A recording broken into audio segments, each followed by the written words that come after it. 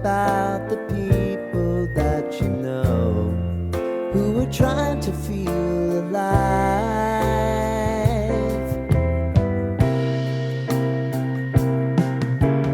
Life can get hard, so honey, if you need to cry,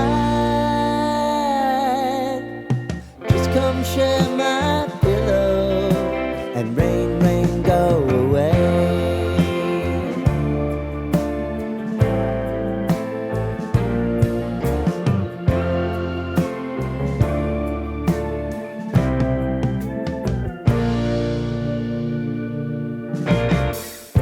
I wanna hear about everything you're ever thinking. You know that I can take the truth. Call me out if you think I'm ever slipping. Maybe I can turn it around. Oh yeah.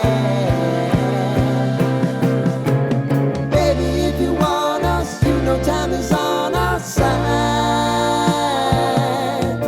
But things are gonna haunt us, we'll just have to put aside.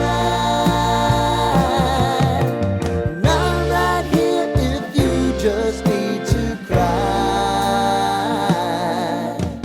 Come love, share my pillow and rain, rain, go away.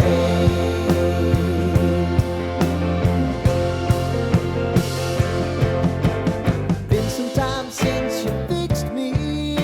I'll never forget your time.